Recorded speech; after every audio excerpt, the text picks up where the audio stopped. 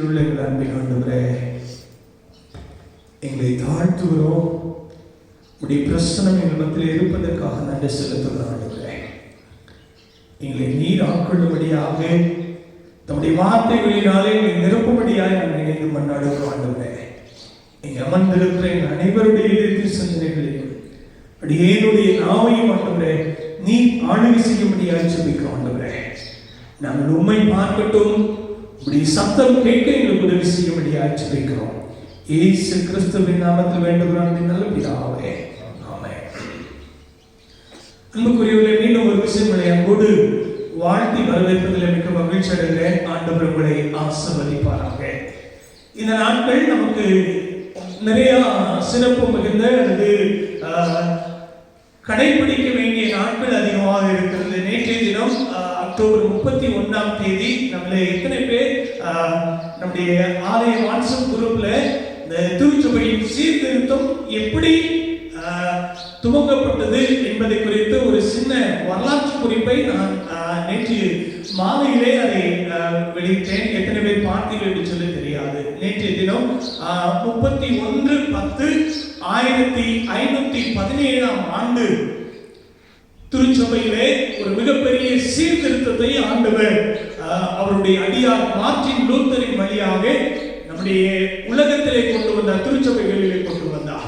அதுவரைக்கும் திருச்சபைகளிலே நடந்து வந்த அல்லது கடைபிடிக்கப்பட்ட தவறான உபதேசங்களுக்கு எதிர்த்து ஒரு தனி நபராக போராட அதன் வழியாக சீர்திருத்த திருச்சபைகள், ரிஃபார்ம்டு சர்ச்சஸ் இந்த உலகத்திலே நிறுவப்பட உருவாக்கப்பட அதன் வழியாக ஆண்டவரை இன்னும் அதிகமாக அறிந்து கொள்ள 95 கட்டளைகள் அல்லது 95 உபதேசங்கள், தீசிஸ் என்று சொல்லுவார்கள் ஆங்கிலத்தில், அதை அந்த விட்டன்பர்க் என்று சொல்லப்படுகிற ஆலயத்தினுடைய கதவிலே அடித்து அங்கே நடைபெறுகின்ற எல்லா மூட பழக்க வழக்கங்களுக்கும் முற்றுப்புள்ளி வைக்கப்பட்ட அதுதான். அது மாத்திரமல்ல, இன்றைக்கு இது அனைத்து தூயவர்களின் ஆல் செயின்ட்ஸ் டே என்று சொல்லப்படுகிற இந்த நாளிலே திருச்சபை ஆண்டவருக்கென்று தங்களை பரிசுத்தமாய் வாழ அர்ப்பணித்து நம்முடைய உயிரை தியாகம் செய்த அனைத்து தூயவர்களையும் நினைவு கூர்ந்து ஆண்டவருக்கு நன்றி செலுத்துகிற இந்த நாள். காரணம், அன்றைக்கு திருச்சபைகளிலே உபத்திரவங்கள் ஏற்பட்ட பொழுது அநேகர் தம்முடைய வாழ்வை ஆண்டவருக்காக நம்முடைய உயிரை துச்சமாய் நினைத்து தங்களையே அர்ப்பணித்து பரிசுத்தர்களாய் இன்றைக்கும் கிறிஸ்தவ வரலாற்றிலே சாட்சிகளாக நமக்கு ஒரு முன்மாதிரியாக இருக்கிறவர்களை நினைத்து, அதிலே அநேகருடைய பெயர்கள் தெரியும், நிறைய நபர்களுடைய பெயர்கள் தெரியாமல் வெளியே தெரியாமல் இருக்கிறது. எல்லோரையும் நினைத்து ஆண்டவருக்கு நன்றி செலுத்துகின்ற, நம்மை அவர்களை போல வாழ அர்ப்பணிக்கிற ஒரு மிகப்பெரிய முக்கியமான நாளை தினத்திலே அனைத்து ஆன்மாக்களின் திருவிழா. இதில் உன்னை மாத்திரம் நாம் புரிந்து கொள்ள வேண்டும். திருமறையிலே நம்மை விட்டு கடந்து சென்ற மக்களுக்காக நாம் ஜெபிப்பதனாலே அவர்களுக்கு எந்த ஒரு நன்மையும் கிடைக்கப் போவது கிடையவே கிடையாது. மாறாக அவர்கள் நம்மோடு கூட வாழ்ந்த வாழ்க்கைக்கு நன்றி செலுத்த நாம் ஆண்டவருக்கு அழைக்கப்படுகிறோம். நம்மை விட்டு கடந்து சென்ற மக்களுக்கு நாம் இங்கே ஜெபிப்பதனாலே அவர்கள் ஒருவேளை அவருடைய நிலை மாறும் என்று சொல்லி திருமறையிலே எந்த ஒரு குறிப்பு கொடுக்கப்படவே இல்லை. அதே நேரத்தில் அது சொல்லப்படுகிறது, சகல ஆன்மாக்களே திருநாள். ஆன்மா எங்கே இருக்கிறது? நம்ம விட்டு கடந்து சென்ற ஆன்மாக்கள் எங்கே இருக்கிறது? ஆண்டவரோடு கூட இருக்கிறது. அப்ப இங்கே நான் ஜெபிப்பதினாலே அவர்களுக்கு எந்த நன்மை கிடைப்பது? ஏன்னா ஆண்டவர் நீதி உள்ளவர். அவர்கள் எப்படி வாழ்ந்திருக்கிறார்களோ அதுக்கேற்ற நீதியை ஆண்டவர் கொடுப்பார். நான் ஜெபிப்பதனாலதான் அவங்க ஒருவேளை அநீதி செஞ்சாங்கன்னா அவங்க நீதியா மாற்றப்படுவாங்க, மாறவே முடியாது. அவர் நீதி உள்ள நியாயாதிபதி என்று சொல்லி வசனம் சொல்லுகிறது. அது மாத்திரமல்ல, அவர் பட்சபாதம் உள்ளவர் அல்ல என்று சொல்லி ஆண்டவருடைய வசனம் சொல்லுகிறது. அப்ப அவர்களுடைய வாழ்க்கைக்காக நாம் ஜெபிப்பதற்கு மாறாக அவருடைய வாழ்க்கைக்காக நன்றி செலுத்த, அவர்களுடைய வாழ்க்கையிலிருந்து நாம் பெற்றுக்கொண்ட ஆசீர்வாதங்களுக்காக ஆண்டவருக்கு நன்றி செலுத்த நாம் அழைக்கப்படுகிறோம். இப்படி இந்த நாட்களை நாம் திருமறையின் அடிப்படையில் ஆதாரத்தை கடைபிடிக்க நாம் அழைக்கப்படுகிறோம். அது மாத்திரமல்ல, இன்றைக்கு இது ஒரு முக்கியமான நாள். ஒவ்வொரு ஆண்டும் நவம்பர் முதல் வாரம் அது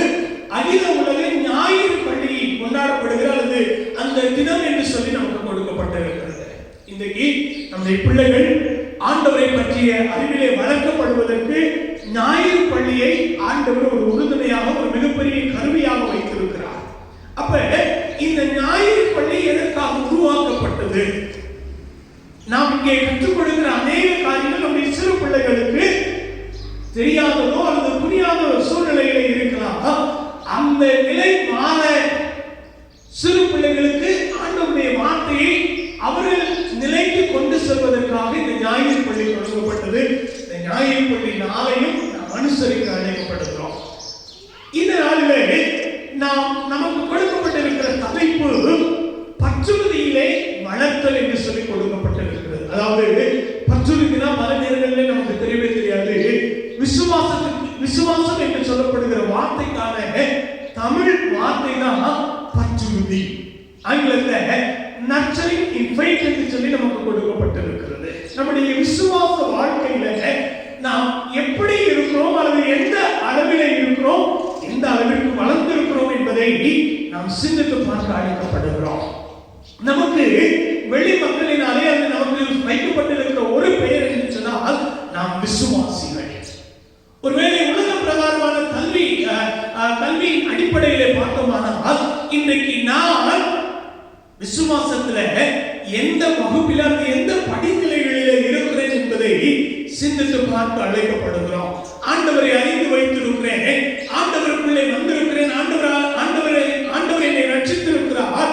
அந்த ரட்சிப்பின் நாளிலிருந்து இன்று வரைக்கும் என்னுடைய விசுவாச வாழ்க்கையுடைய அளவீடு எப்படி இருக்கிறது?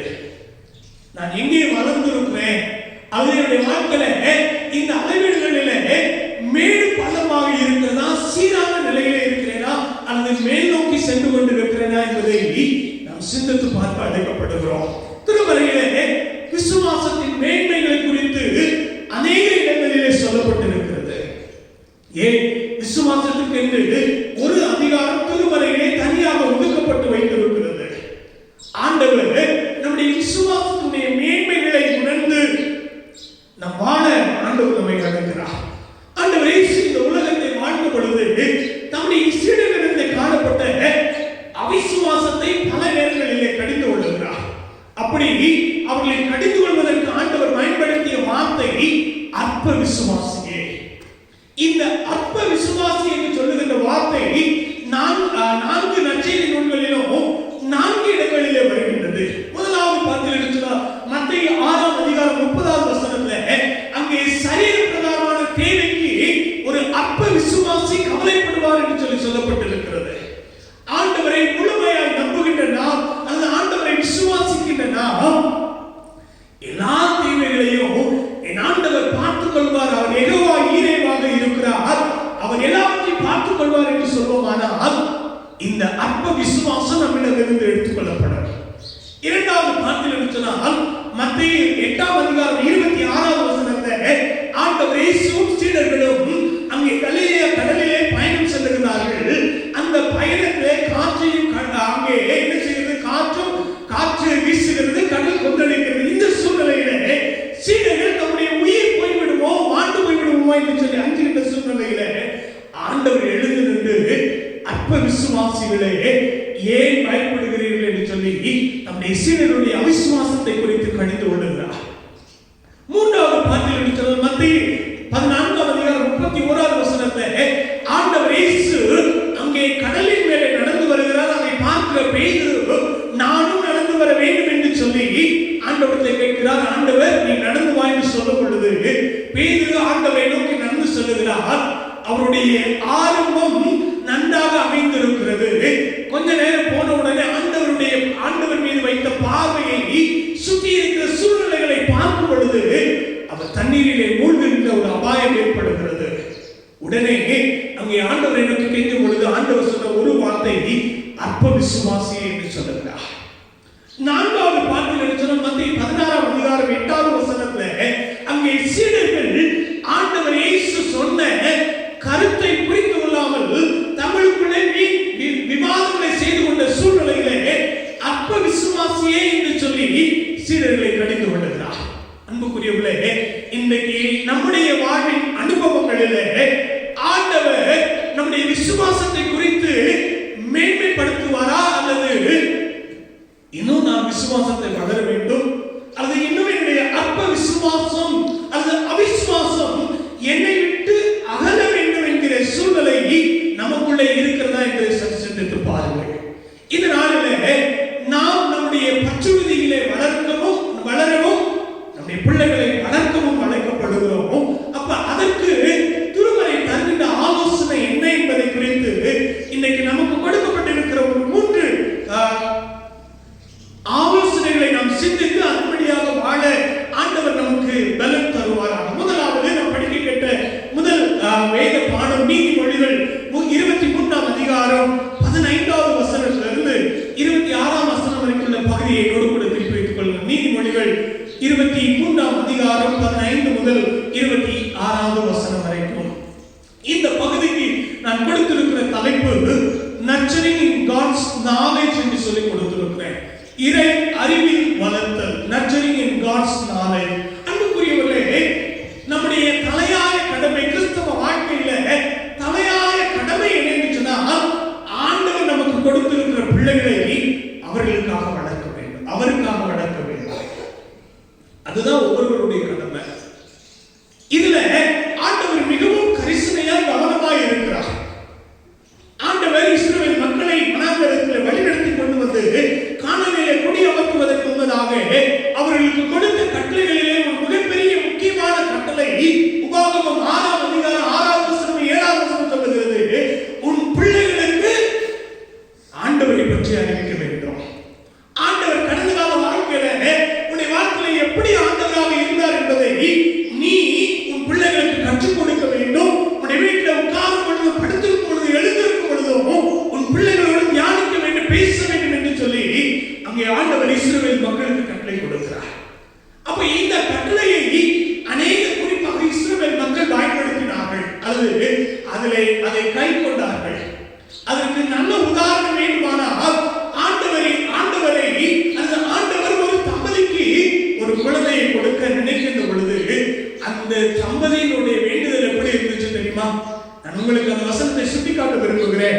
நியாயாதிபதிகள் 13ஆம் அதிகாரம் 8வது வசனத்தை ஒரு படிக்கலாம். நியாயாதிபதிகள் 13ஆம் அதிகாரம் 8வது வசனம். அப்பொழுது மனோவா கர்த்தரை நோக்கி விண்ணப்பம் பண்ணி, என் ஆண்டவரே, நீர் அனுப்பின தேவனுடைய மனுஷன் மறுபடியும் ஒரு விசை எங்களிடத்தில் வந்து பிறக்க போகிற பிள்ளைக்காக நாங்கள் செய்ய வேண்டியதை எங்களுக்கு கற்பிப்பாராக என்று வேண்டிக் கொண்டார். இந்த சம்பவம் மனிதனுக்கு ஒருவேளை நன்றாக தெரிந்திருக்கலாம்.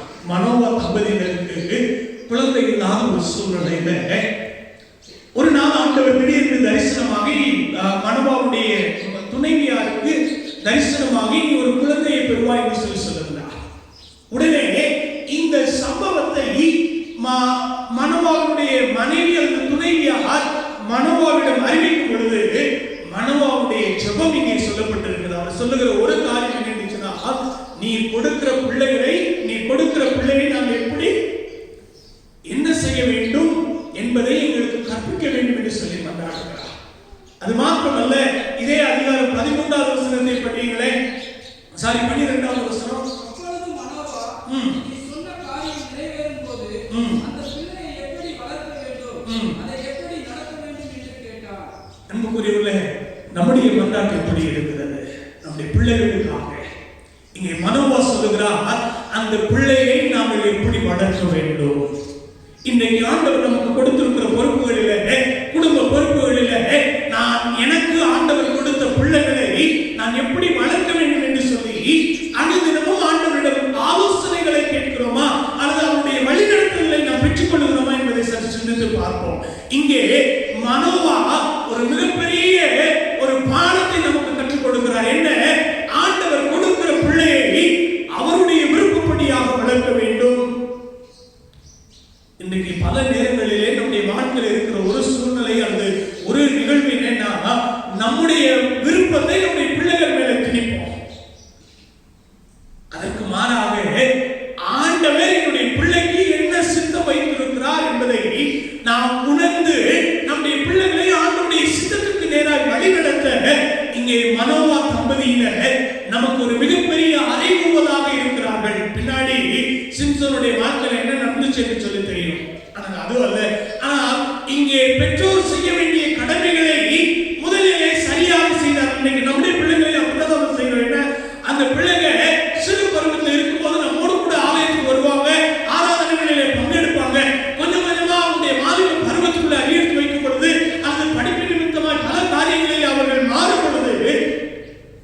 ஆரம்பத்தில் தொடங்கின விசுவாசம் அல்லது ஒழுங்குமுறைகள் கடைசி வரைக்கும் நம்முடைய பிள்ளைகளுடைய வாழ்க்கையில் கடைபிடிக்கப்படுகிறதா என்பதை நாம் சிந்தித்து பார்க்க அழைக்கப்படுகிறோம்.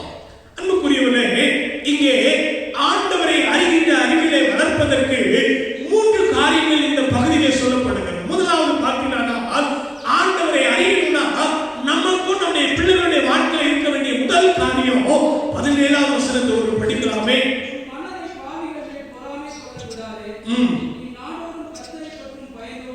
முதலாவது பார்த்தீங்கன்னா, இங்கே ஆண்டவர் இந்த நீதிமொழிகளின் ஆசிரியர் வழியாக நமக்கு தருகின்ற ஆலோசனை, நாமும் நம்முடைய பிள்ளைகளும் எந்த ஆண்டவரை பயத்தில், ஆண்டவரை அதாவது நாங்களும் ஆண்டவருக்கு பயப்படுகிற பயத்தில் இருக்க வேண்டும் என்று சொல்லி இங்கே வசனம் சொல்லுகிறது. அன்புக்குரியவர்களே, பயம்னா என்ன? பயம்னா என்ன? இங்கே பார்த்தீங்கன்னு சொன்னா teach them about how to be God's fear என்று சொல்லி இருக்கு. நாம் சொல்லலாம், எப்படி நாமும் நம்முடைய பிள்ளைகளும் ஆண்டவருக்கு பயப்படுகின்ற பயத்தை சொந்தமாக்கிக் கொள்ள முடியும் அல்லது பிறருக்கு கற்றுக் கொடுக்க முடியும். நம்முடைய அனுதின வாழ்க்கையில ஆண்டவர் நம்மோடு கூட இருக்கிறார் என்கிற உணர்வு நமக்குள்ள இருக்க வேண்டும். எந்த காரியத்தை செய்தாலும், என்னை யார் பார்த்தாலும் பார்க்காவிட்டாலும் ஆண்டவர் என்னை பார்த்துக் கொண்டிருக்கிறார் என்கிற ஒரு மிகப்பெரிய உணர்வு அல்லது உந்துதலை நம்முடைய பிள்ளைகளுக்கு நாம் கற்றுக் கொடுக்க வேண்டும். இறை அறிவில முதலாவது நாம் ஆண்டவருக்கு பயப்பட அழைக்கப்படுகிறோம். அன்புக்குரியவர்களே, இங்கே பயம்னா என்ன? அதுக்கும் நீதிமொழிகளுடைய ஆசிரியர் பதில் தருகிறார். நீதிமொழிகள் 8ஆம் அதிகாரம் 11ஆவது வசனம், தீமையை வெறுப்பதே கர்த்தருக்கு பயப்படும் பயம். அப்ப இன்னைக்கு நம்முடைய பிள்ளைகளும் நாமும் தீமை எது ஆண்டவருக்கு பிரியமில்லையோ அதை நாம் அருவருக்க அல்லது அதை விட்டு வெளியே வர நாம் பழகி இருக்கிறோமா என்பதை சிந்தித்து பாருங்கள். இங்கே வசனம் சொல்லுகிறது, நாள்தோறும் கர்த்தருக்கு பயப்படும் பயத்தோடு இருந்து சொல்லி வசனம் சொல்லுகிறது. நம்முடைய பிள்ளைகளும் நாமும் பயத்தோடு வாழ அழைக்கப்படுகிறோம். 2வது பார்த்தீங்கன்னு சொன்னால் 19ஆவது வசனத்தை படிங்களே.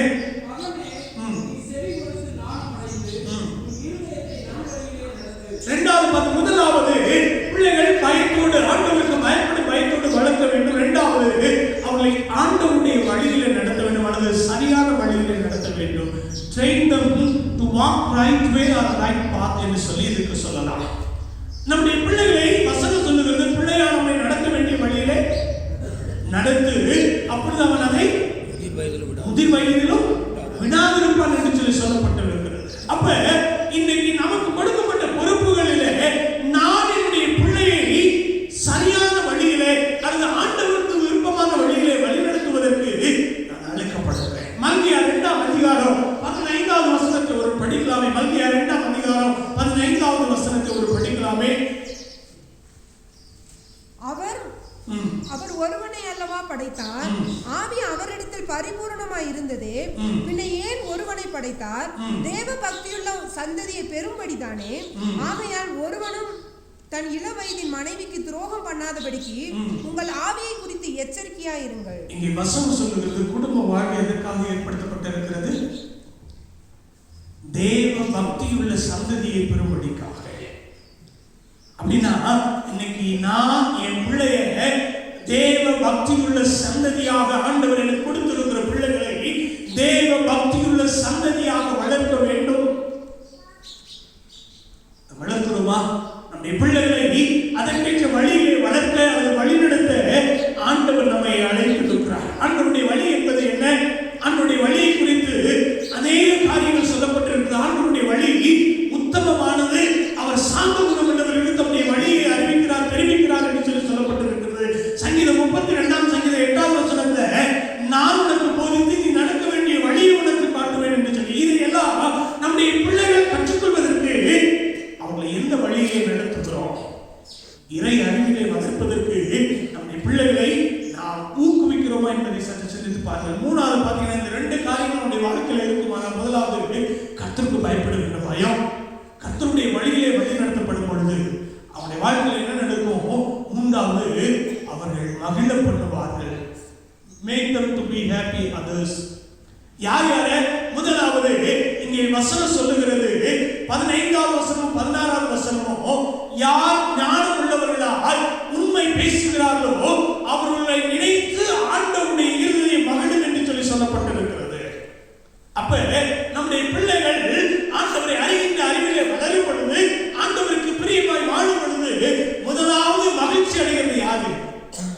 ஆண்டவர் தான் மகிழ்ச்சி அடைவார். இரண்டாவது பார்த்தீங்கன்னா 25வது வசனம் சொல்லுகிறது அவருடைய தகப்பன் மகிழ்ச்சி அடைவார் என்று சொல்லி சொல்லப்பட்டிருக்கிறது. மூன்றாவது 24வது வசனத்துல தகப்பன் மகிழ்ச்சி அடைவார் என்று சொல்லி சொல்லப்பட்டிருக்கிறது. 25வது வசனத்துல பெற்ற தாய் மகிழ்ச்சி அடைவார் என்று சொல்லி சொல்லப்படுகிறது. அன்புக்குரியவர்களே, இன்றைக்கு நம்முடைய பிள்ளைகள் நமக்கு மகிழ்ச்சியை தருகிறார்களா? யோசித்து பாருங்கள். இறை அறிவிலே நாம் வளர்ந்து நம்முடைய பிள்ளைகளை வளர்க்க ஆண்டவர் நம்மை அழைக்கிறார். இரண்டாவது பார்த்தீங்கன்னா இன்றைக்கு நமக்கு கொடுக்கப்பட்டிருக்கிற நிருப பகுதி எபேசியர் 6ஆம் அதிகாரம் 10வது வசனத்திலிருந்து 18ஆம் வசனம் வரைக்குள்ள பகுதி. எபேசியர் 6ஆம் அதிகாரம் 10வது வசனத்திலிருந்து 18ஆம் வசனம் வரைக்குள்ள பகுதி. இந்த பகுதியில 10வது வசனத்தில் படிக்கலாமே.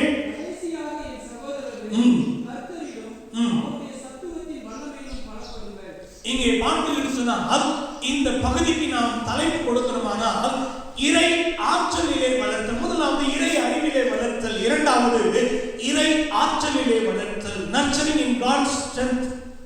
நாம் நம்முடைய பிள்ளைகளை இறை ஆற்றலிலே வளர்க்க அழைக்கப்படுகிறோம். இந்த பகுதியில அநேக அறிவுரைகளை பிரசங்கத்தை நாம் கேட்டிருக்கலாம். நம்முடைய ஆவிக்குரிய வாழ்க்கையில நாம் எப்படி இருக்கலாம் என்று சொல்லி இந்த நாளிலே இதை நம்முடைய பிள்ளைகளுடைய வாழ்க்கையில பொருத்தி பார்க்க ஆண்டவர் நம்மை அழைக்கிறார். நாமும் நம்முடைய பிள்ளைகளும் ஆண்டவருடைய வல்லமையிலே சத்துவத்தில் பலப்படுவோமானால் நமக்கு 3 காரியங்கள் இந்த பகுதியில் சொல்லப்பட்டிருக்கு. முதலாவது என்னவா? 11வது வசனத்துடைய பின்பகுதி 12வது வசனத்துடைய பின்பகுதியை படிக்கலாமே. 12வது வசனத்தை ஃபுல்லா படிங்களே.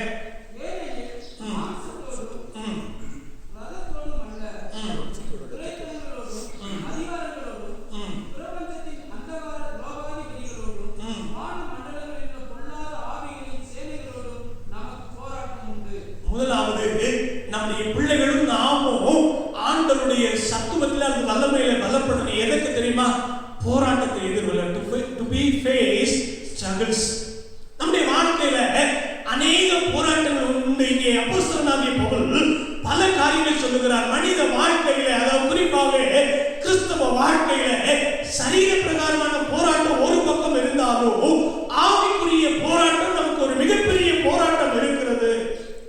இந்த போராட்டத்தை எதிர்கொள்ள வேண்டுமானால், நம்முடைய விசுவாச வாழ்க்கையில நாம் தொடர்ந்து முன்னேறி செல்ல வேண்டுமானால் ஆண்டவருடைய ஆற்றல் அல்லது வல்லமை நமக்கு தேவை. அன்புக்குரியவர்களே, இங்கே வசனம் சொல்லுகிறது, இங்கே ஆவியிலே நாம் பலன் கொள்ள முடியவில்லை. அது நாமும் நம்முடைய பிள்ளைகளும் ஆவியிலே ஆண்டவருடைய ஒத்தாசை இல்லாமல் வாழ முடியாது. அப்படி வாழ்ந்தால் அது உண்மையான ஆவிக்குரிய வாழ்க்கை அல்ல. அன்புக்குரியவர்களே, இங்கே ஆண்டவருடைய வார்த்தை சொல்லுகிறது, இன்னைக்கு நாமும் நம்முடைய பிள்ளைகளும், ஒருவேளை நாமும் கூட பல இடங்களில் பல காரியங்களை கடந்து வந்திருக்கலாம். நம்முடைய இஸ்ரவேல் பிள்ளைகளும் வாலிப பிள்ளைகளும் இன்றைக்கு பலவிதமான போராட்டங்களை அவர்கள் எதிர்கொள்ள வேண்டும். ஒரு சாதாரணமாய் நடந்து செல்கின்ற பொழுது அல்லது அவருடைய அலைபேசியை பயன்படுத்துகின்ற பொழுது பலவிதமான போராட்டங்களை அவர்கள் எதிர்கொள்ள வேண்டுமானால் அவர்களுக்கு ஆண்டவருடைய ஆற்றல் அல்லது ஆண்டவருடைய வல்லமை தேவைப்படுகிறது. அந்த வல்லமையை பெற்றுக்கொள்ள நாம் நம்முடைய பிள்ளைகளை வழிநடத்த அல்லது ஊக்கப்படுத்த அழைக்கப்படுகிறோம். முதலாவது ஆண்டவருடைய ஆற்றல் இதற்கு நம்முடைய வாழ்க்கையில் நம்முடைய பிள்ளைகளுடைய வாழ்க்கையில் வருகின்ற போராட்டத்தை எதிர்கொள்வதற்கு. இரண்டாவது பாடத்தில் என்று சொன்னால் 13வது வசனத்தை படிக்கிறேன்.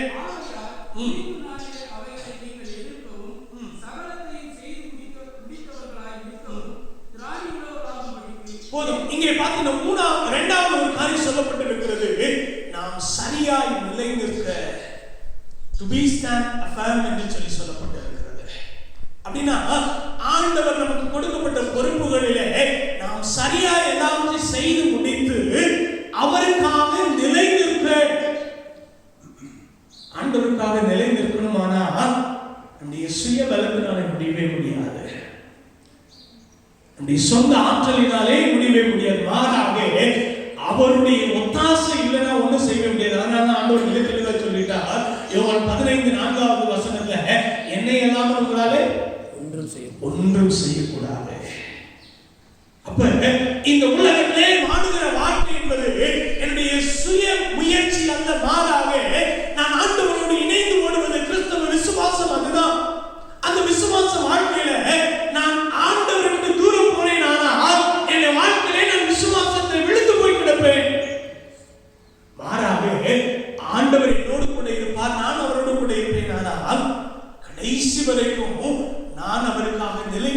என்னால் முடியும். அதை நாம் நம்முடைய பிள்ளைகளுக்கு கற்றுக் கொடுக்க, நம்முடைய வாழ்வின் அனுபவங்களிலிருந்து கற்றுக் கொடுக்க அழைக்கப்படுகிறோம். மூணாவது பார்த்தீங்கன்னு சொன்னால் 18ஆம் வசனத்தை படிங்க. எந்த சமயத்திலும் சகல விதமான வேண்டுதலோடும் விண்ணப்பத்தோடும் ஆவியினாலே ஜெபம் பண்ணி அதன் பொருட்டு மிகுந்த மன உறுதியோடும் சகல பரிசுத்தவான்களுக்காகவும் பண்ணும் வேண்டுதலோடும் விழித்துக் கொண்டிருங்கள். மூன்றாவது ஆண்டவருடைய ஆற்றல் எதுக்குன்னா நாம் விழிப்புடனே இருப்பதற்கு. To be keep alert. விழிப்புடன் இருக்க. முதலாவது ஆண்டவருடைய ஆற்றல் நமக்கு எதுக்கு? போராட்டத்தை எதிர்கொள்ள. இரண்டாவது அவருக்காக நிலை நிற்க. மூன்றாவது விழிப்புடன் இருக்க. விழிப்புடன் என்ன? நம்மை சுற்றி நடக்கிற ஒவ்வொரு காரியங்களையும் நாம் ஆராய்ந்து அல்லது நிதானித்து பார்க்க வேண்டும். அதனாலதான் பவுல் சொல்லுகிறார், எல்லாவற்றையும் சோதித்து பார்த்து நலமானதை பிடித்துக் கொள்ளுங்கள் என்று சொல்லி பவுல் சொல்லுகிறார். நம்மை சுற்றி நடக்கிற ஒவ்வொரு காரியங்களையும் இதிலே எனக்கு விசுவாச வாழ்க்கையில என்ன கற்றுக் கொடுக்கப்படுகிறது, அல்லது எனக்கும் ஆண்டவருக்குள்ள உறவிலே இது என்னை எந்த அளவுக்கு உந்தி தள்ளும் அல்லது என்னை பலன் இழக்க செய்யும், என்னுடைய உற்சாகத்தை இழக்க செய்யும் என்பதை நாம் ஆராய்ந்து பார்க்க வேண்டுமானால் ஆண்டவருடைய ஆற்றல் நமக்கு தேவை. ஆண்டவருடைய ஆற்றல் இல்லைன்னா நம்மளால ஒன்று செய்யவே முடியாது. நம்முடைய திருச்சபை அப்படிப்பட்ட ஆற்றலினால் நிரப்பப்பட வேண்டும். நம்முடைய குடும்ப வாழ்க்கை அப்படிப்பட்ட ஆற்றலினால் நிரப்பப்பட வேண்டும். நம்முடைய தனிப்பட்ட ஒவ்வொருவருடைய வாழ்க்கையும் ஆண்டவருடைய ஆற்றலினால் நிரப்பப்படுமானால் திருச்சபை ஆண்டவர் விரும்புகிற திருச்சபையாய் மாறிவிடும்.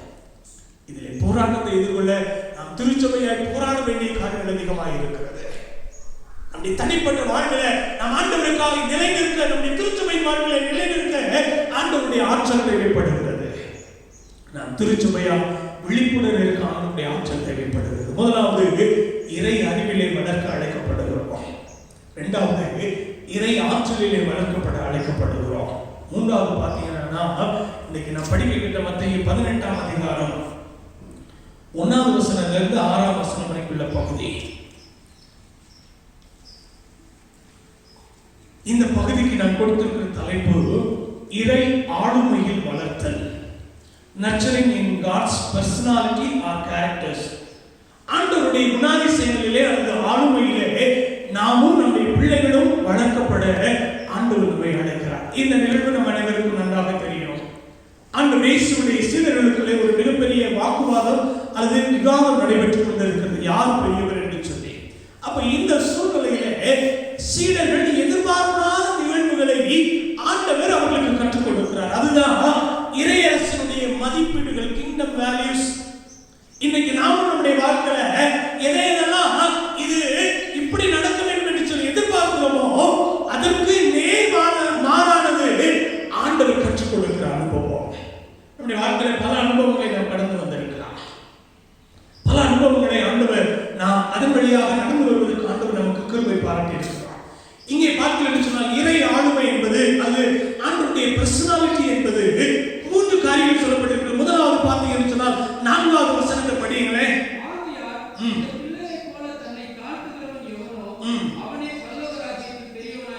முதலாவது ஆண்டவருடைய ஆளுமை என்ன என்று சொன்னால் தன்னை தாழ்த்துவது. அதுதான் சிறு பிள்ளைகளிடத்தில் இருக்கும். பிலிப்பியர் 2ஆம் அதிகாரத்தில் அங்கே அப்போஸ்தலனாகிய பவுல் சொல்லுகிறார், அதாவது சிலுவையின் மரணம் வரைக்கும் ஆண்டவர் என்ன செய்தாரா? தன்னை தாழ்த்தினார். அன்புக்குரியவர்களே, இங்கே இந்த சீடர்களுக்குள்ளே வாக்குவாதம் என்ன? மன வேற்றுமையினாலே நான் பெரியவன் நீ பெரியவன். இன்றைக்கு பல நேரங்களிலே நம்முடைய திருச்சபையிலே அப்படிப்பட்ட அனுபவங்கள் தான் இருக்கிறது. அது இறையரசுக்கான எந்த ஒரு மதிப்பீடுகளும் இல்லை. மாறாக ஆண்டவர் விரும்புகிற குணாதிசயம் என்ன? யார் தங்களை தாழ்த்துகிறார்களோ அவங்க என்ன செய்யப்படுவார்கள்? உயர்த்தப்படுவார்கள். வசனம் சொல்லுகிறது, யாக்கோபு 4ஆம் அதிகாரம் 10ஆவது வசனம் 8ஆவது வசனத்துல தாழ்மை உள்ளவர்களுக்கு அவர் என்ன செய்கிறார்? கிருபை அளிக்கிறார். அன்புக்குரியவர்களே, இங்கே ஆண்டவருடைய வசனம் சொல்லுகிறது இறையரசனுடைய ஆண்டவருடைய ஆளுமை அல்லது பர்சனாலிட்டி என்ன? நான் என்னை தாழ்த்திக் கொள்வது. நான் என்னை தாழ்த்திக் கொள்வது. அதுதான் இங்கே சிறு பிள்ளைகளை குறித்து சொல்லப்பட்டிருக்கு. சிறு பிள்ளைகள் எப்பொழுதும் நம்மளை தாழ்மையோடு நடத்திக் கொள்வார்கள் என்று சொல்லி சொல்லப்பட்டிருக்கிறது.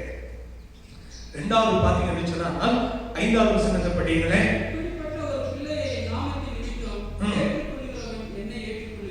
இரண்டாவது ஏற்றுக்கொள்ளுதல். அன்புக்குரியவர்களே, ஆண்டவர் ஆண்டவருடைய தன்மையை, ஆண்டவருடைய குணாதிசயங்களில வந்து ஏற்றுக்கொள்ளுதல். நம்முடைய வாழ்க்கையில யோசித்து பாருங்க, எத்தனை முறை விழுந்து போனாலும் ஒரு நாள் அவர் என்ன செய்வதில்லை, நம்ம தள்ளி விடுவது கிடையவே கிடையாது. நம்ம ஏற்றுக்கொள்ளுகிற ஆண்டவர். இங்கே வசனம் சொல்லுகிறது, என் நாமத்து நிமித்தம் யாரை ஏற்றுக்கொள்கிறீர்களோ அவர்கள் என்னை ஏற்றுக்கொள்கிறார் என்று சொல்லி சொல்லப்பட்டது. உலகத்தின் பார்வையிலே, அந்த உலகத்தின் அந்தஸ்திலே நான் யாரை ஏற்றுக்கொள்ள முடியாதோ அவர்களை ஆண்டவருக்காக ஏற்றுக்கொள்வது.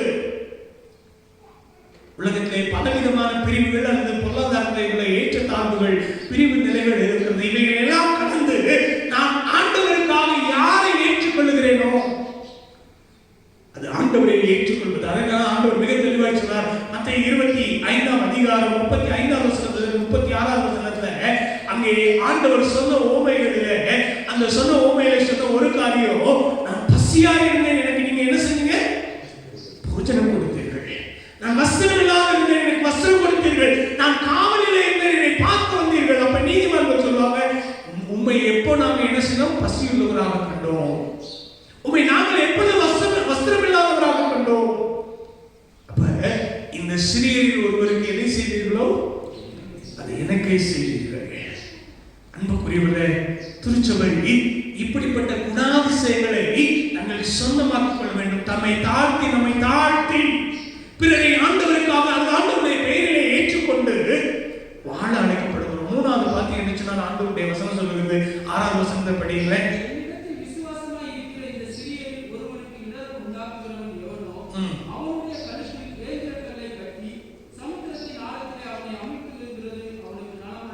மூணாவது, ஒரு இடர்கள் இல்லாத ஒரு வாழ்வு. நாம் எப்பொழுதுமே பிறருக்கு ஸ்டம்பிளிங் பிளாக்ஸ் ஹிண்ட்ரன்ஸா இருக்கவே கூடாது. அதுதான் ஆண்டவர் கற்றுக் கொடுக்கிற ஒரு மிகப்பெரிய பாடம். என் வாழ்க்கையில ஒரு சின்ன விஷயத்துல கூட நான் பிறருக்கு, குறிப்பாக பார்த்திருந்துச்சுன்னா இங்கே ஆண்டவருடைய வசனம் சொல்லுகிறது, சிறு பிள்ளைகள் அல்லது விசுவாசத்திலே நலிந்தவர்களுக்கு இடர்கள் உண்டாக்காதபடிக்கு, விசுவாசத்திலே பலவீனமானவர்களுக்கு நான் இடர்கள் உண்டாக்காதபடிக்கு என்னுடைய வாழ்க்கையை நான் நடத்த வேண்டும், என்னுடைய பிள்ளைகளை நான் வழி நடத்த வேண்டும். அப்படி நடத்துகின்ற பொழுது கிறிஸ்து விரும்புகின்ற ஆளுமை அல்லது பர்சனாலிட்டி நம்முடைய வாழ்க்கையில காணப்படும், நம்முடைய பிள்ளைகளுடைய வாழ்க்கையில காணப்படும். நாம் நம்முடைய பிள்ளைகளை இறை அறிவிலே வளர்க்கப்பட அழைக்கப்படுகிறோம். அப்ப அப்படி வளர்க்கணும்னா நாம் முதலாவது இறை அறிவிலே வளர்ந்திருக்க வேண்டும். இறை ஆற்றலிலே நாம் என்னுடைய பிள்ளைகளை வளர்க்க அழைக்கப்படுகிறோம். ஆண்டுடைய ஆற்றலிலே நாம் வளர்ந்திருப்போமானால் நம்முடைய பிள்ளைகளை வளர்ப்போம். இறை ஆளுமையில நம்முடைய பிள்ளைகளை வளர்க்க நாம் அழைக்கப்படுகிறோம். இந்த நாளில நாமும் நம்முடைய பிள்ளைகளும் விசுவாசத்தில் எங்கே இருக்கிறோம், எந்த இடத்திலே வளர்ந்திருக்கிறோம் என்பதை யோசித்து பார்த்து நம்ம ஏற்படுத்தி சொல்லிக்கலாம். கண்ணை போடுவோம். அன்றைய சமூகத்தில் ஆண்டவர் கொடுத்த பொறுப்புகளை உண்மையோடும் உத்தமத்தோடும் நிறைவேற்ற நாம் அழைக்கப்படுகிறோம்.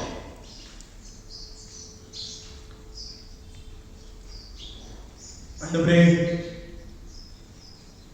எனக்கு நீ கொடுத்த பிள்ளைகளை உமக்கு நேராய் வழி நடத்த எனக்கு அறிவு தாரும், ஆற்றல் தாரும், ஆளுமை தாரும். அதற்கு என்னை அர்ப்பணிக்கிறேன் என்று சொல்லுவோமா? நேசிக்கிற அன்பன் இருந்தவர்கள் தகப்பனே, ஒவ்வொரு ஆராதனைகளிலும் உங்களோடு பேசுகிறேன். ஒவ்வொரு நாளும் உங்களுடைய தனிப்பட்ட வாழ்க்கையில ஆண்டவரே, நீ விரும்புகின்ற காரியங்களை உங்களுடைய வாழ்க்கையில போதித்து வருகிறேன். அவைகளின்படி நடக்க நீ விரும்புகின்ற சமூகம் எங்கள் வழியாக உருவாக்கப்பட எங்களுக்கு உதவி செய்யும்படியாக தாழ்த்துகிறோம் ஆண்டவரே. இந்த கிருபையினாலே பலப்பட ஆண்டவரே, ஒவ்வொரு நாளும் உங்களுடைய வளர நாங்களும் எங்களுடைய பிள்ளைகளும் ஆண்டவரே வளர்ந்து கனி கொடுக்க எங்களுக்கு உதவி செய்யும்படியாக ஜெபிக்கிறோம். ஆசீர்வதி பலப்படுத்தும் இயேசுவின் நாமத்தில் பிதாவே.